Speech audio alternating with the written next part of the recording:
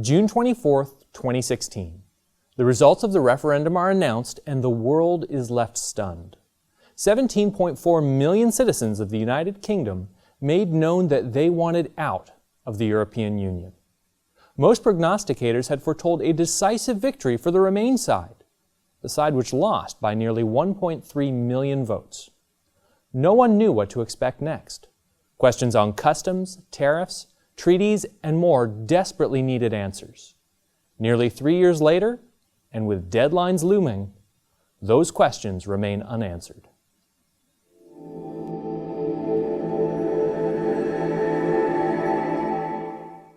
How will the United Kingdom fare post-Brexit? This is the multi-billion-dollar, pound or euro question.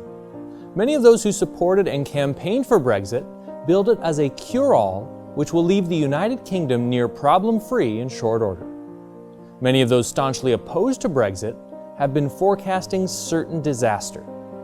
Much of the success or failure will depend on the single word which served as the strongest reason Brexiteers voted to leave the EU: sovereignty. Sovereignty is a nation's authority to govern itself. According to a poll conducted by Lord Ashcroft Polls, published the same day as the referendum results were made public, the three leading reasons for a voter to cast their ballot in favor of Brexit were: number one, the principle that decisions about the UK should be taken in the UK. Number two, voting to leave offered the best chance for the UK to regain control over immigration and its own borders. And number three, remaining meant little or no choice about how the EU expanded its membership or powers. To understand Brexit, one must understand how the United Kingdom's sovereignty began to come into question in the first place. For more than 60 years, the European Economic Community, later rebranded as the European Union, has sought greater integration between the nations of Europe. The primary initial goal was obvious: to prevent another great European war by binding these countries together. It began with just 6 nations and is now ballooned to 28. A trading bloc evolved into a customs union, then a free trade zone, and now a union with its own parliament, courts, central bank, currency, and defense agency. With each decision made, every new committee appointed, and every directive implemented, more decisions were being made in Brussels on behalf of 500 million EU citizens, and less in London on behalf of 65 million citizens of the United Kingdom. No doubt there have been benefits to working within a larger bloc. However, the belief of those in favor of Brexit is that by focusing on laws, immigration policy, and trade agreements with the specific needs of the United Kingdom at the forefront will result in more favorable results than those that have to take into account all 28 member states. Whether the United Kingdom stumbles or thrives will now depend on decisions made in London rather than in the EU Parliament. Without the clout of a 500 million person strong economy, will London be able to negotiate better trade deals with other nations, including the EU, than it previously held as a member of the Union? Will it be able to better regulate business, or will it be strong-armed into accepting more stringent regulation in order to trade with larger entities such as the US or EU? The ultimate question is, can the British government make wise decisions and negotiate better deals for itself on the world scene? As a nation, they appear to be a little out of practice. Brexit itself is the largest international decision the United Kingdom has made since the end of the Second World War. I say this because integration with Europe was many big decisions made over time, while leaving was one monumental decision made very quickly.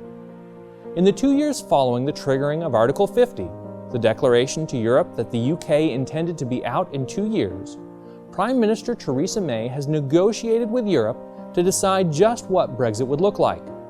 Does Brexit mean leaving all the European agreements or just some of them?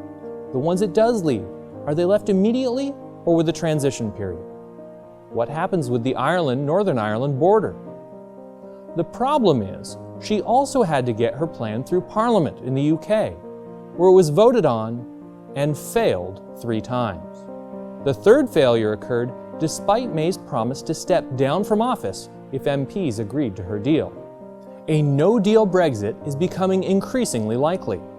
In this event, the UK would leave the EU and begin immediately with a blank slate and no transition period. Almost all ties would instantly be severed. That would mean reworking countless agreements and establishing a bevy of new laws. What happens in the period while those arrangements are made is anyone's guess.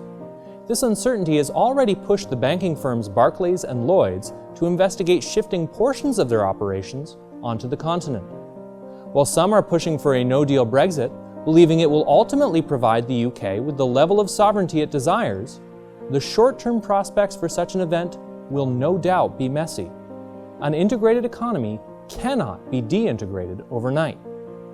Conversely, there are some making a last-ditch effort to overturn the will of more than 17 million voters through a second referendum or a parliamentary decision to cancel Brexit. On March 26, 2019, The Guardian ran the results of a study in its headline. Just 7% of UK public thinks government has handled Brexit well. Clearly, the UK's first steps towards full sovereignty have not been without hiccups. For better or for worse, once Brexit is fully enacted, these decisions will be for the UK alone to make. Let's hope the learning curve is a quick one. For Tomorrow's World Viewpoint, I'm Michael Hager. Subscribe and click the notification bell to receive updates about new content. Visit tomorrowsworld.org for more articles, telecasts, and booklets.